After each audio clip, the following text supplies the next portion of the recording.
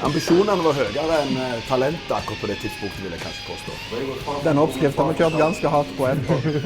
Vi så jo for oss at vi skulle spille inn demoer, og så skulle vi få platekontrakt, og så skulle vi gi ut LP. Så de ambisjonene var der.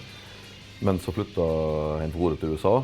Så begynte jo samtidig death metal å bli en ganske stor greie, med band som spilte på MTV, og så begynte de å gå med basketsko og Hawaii-skjorter og shorts og sånt. Og så, dette var vel egentlig ikke undergrunn nok. Sant? Det var litt sånn, det var litt inn sånn, vi kom egentlig litt sent inn i death metal. Det vendte jo tilbake igjen til sånne dudes hanging out-opplegg, liksom, som var hele poenget med at den skulle vekk fra. Da. Ja. De 5 medlemmene hadde på en måte gått litt forskjellige retninger. Jeg vet at Ivar og Kjetil på en måte ble dratt mer og mer inn i den norske metal-undergrunnen, så liksom var det sånn gryende til black metal. Jeg skulle flytte i slutten av juni, så og jeg tror det bare til at det liksom bare rant litt ut i sand, rett og slett.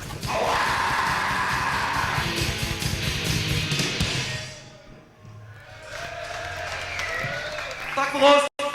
Eneste jeg husker klart at jeg og Ivar og Kjetil og Harald fra Immortal satt i Steinparken her i Haugesund etter Megametal 1991 her på Slakthuset og snakket sammen. Da husker jeg at Harald sa til oss 3 da, at jeg synes dere skulle skifte navn til Enslaved, og så kvittet dere med enkelte medlemmer.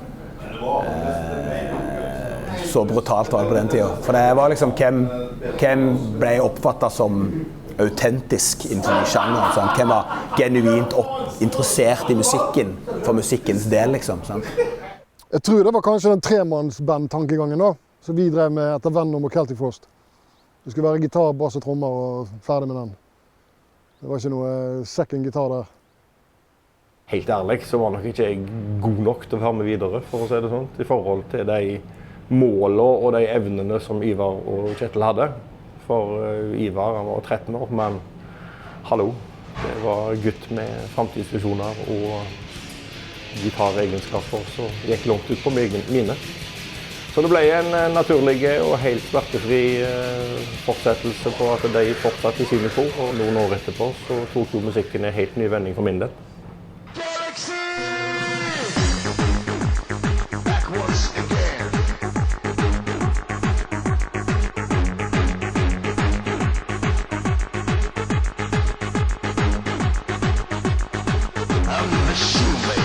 Da begynte vi med et prosjekt som heter Galaxy.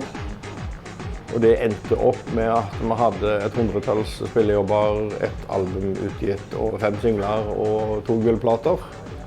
Spilte på VG-lista, og det holdt vi på med i 3 år. Helt til Jennifer Lopez og Jenny on the Block kom. Da skulle jo alle høre på R&B, og ingen skulle høre på dance og trance lenger. Så da tok vi en enda lengre pause, før vi begynte på den igjen nå for 3-4 år siden. Nå det sent, nå det tidlig. Sjå månemannen danser ganske stilig. Nå det sent, nå det tidlig. Sjå månemannen danser ganske stilig.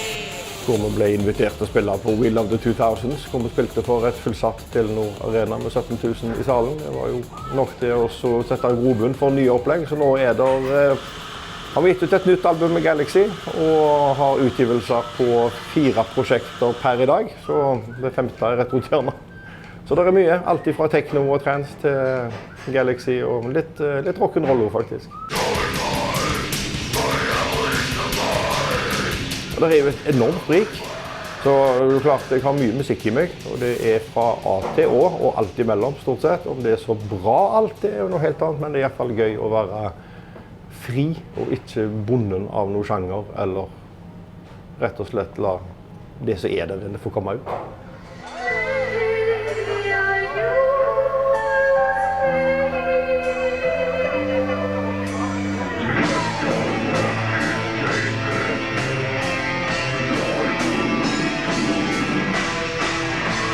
Etter Phobia så hadde jeg noen sånne småprosjekter når jeg bodde i Amerika, så aldri ble noe ting. Og så begynte jeg i et band i Stavanger i 93.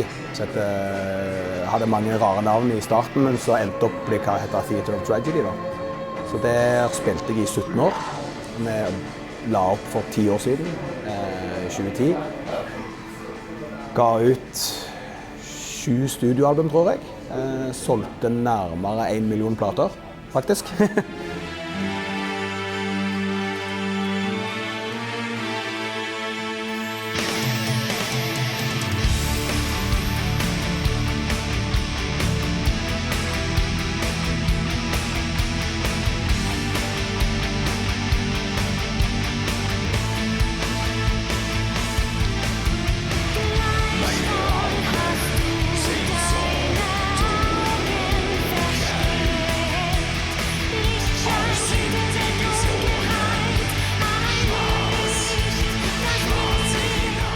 Mange påstår på godt og vondt at vi var liksom en av de første som på en måte fant opp den der Beauty and the Beast-sjangeren i metal. Med kvinnevokal og mannevokal og hei og hå liksom. Jeg vet ikke om det er et kompliment eller ikke, men vi var ganske tidlig ute med det i hvert fall. Vi dro jo selvfølgelig innflytelse fra andre artister med også, på like linje, men det var et doom death metal band det også, liksom. Og mye av det tidlige materialet kunne nesten vært Phobia-materiale, bare med synt og kvinnevokal, faktisk.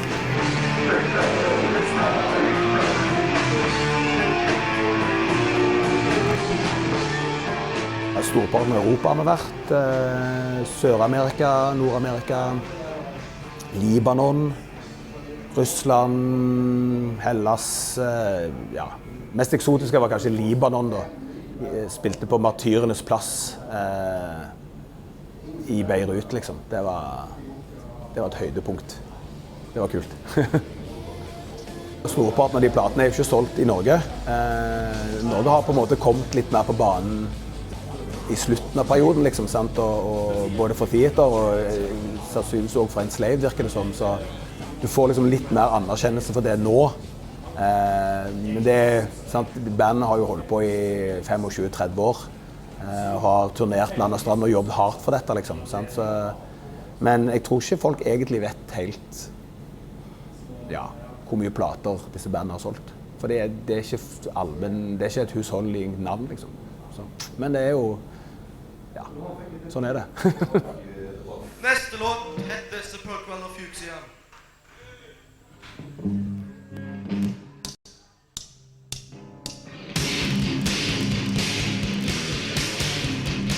Siste Phobia-konserten, den spilte vi i Bergen på noe som heter Trash-festivalen 1991, mai 1991. Og da hadde vi allerede spilt inn demoen, for da spilte vi den for kompisene våre i All Funeral og Immortal og sånt. Og da hadde vi egentlig allerede bestemt oss for å legge inn årene da. Så Phobia-demoen kom ut, det var jo en demo, så det var jo og kopierte kassetter og kopierte cover. Så men vi slapp den i alle fall ut på undergrunnsmarkedet faktisk etter vi hadde startet Enslaved.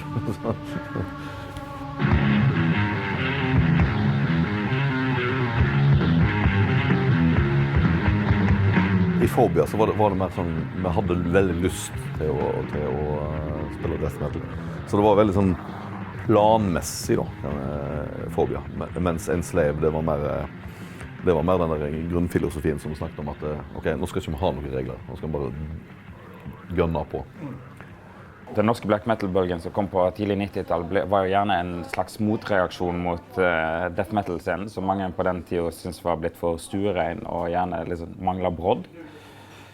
Det var jo ikke et veldig stort miljø, det var jo bygd rundt Mayhem som kom fra Ski og Darkthrone på Østlandet, og så hadde du da Bursum og Immortal i Bergen, og band som Enslaved og Empro, som kom gjerne et par år etter de andre, men felles for alle var at de hadde et veldig sånn unikt uttrykk.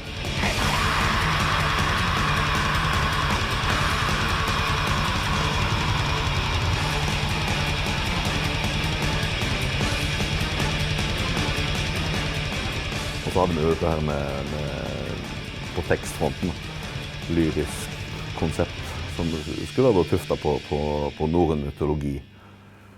Som vi jo for så vidt var innom på slutten i Fobia. Ja, det var en naturlig overgang. Ja, så vi fant vel egentlig ut i løpet av de siste dagene med Fobia hva vi hadde lyst til å gjøre i Enslaved. Og ja, gi oss de frie tøylene vi følte egentlig vi kanskje manglet i Fobia. Etter hvert så bytta de navn til Enslaved, og hadde jo en liten finger med i spillet på det. Jeg hadde en Immortal-låt som het Enslaved in Rot, og jeg sa til Ivar, kan ikke kalle dere for Fobia, men kalle dere for Enslaved eller et eller annet.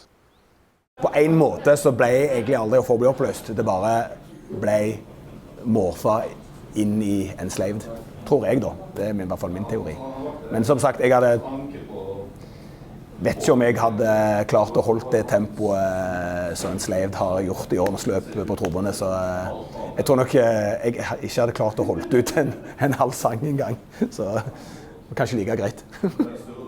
Når vi fikk høre om at Hein Frode skulle flytte til USA, han blir au pair, så fant vi egentlig ut at vi skal ikke begynne å se litt på en annen konstellasjon da.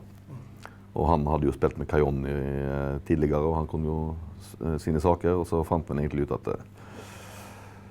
jeg skulle henge på meg bassen igjen, og så skulle vi begynne litt fra scratch igjen da, og sånn startet jo Enslaved da. Hele den musikksjangeren som på en måte ble skapt da, var vi ville det. Det var mening bak det. Det var ikke noe trend på den tiden. Tvert imot, det var liksom mot alt sett i trender.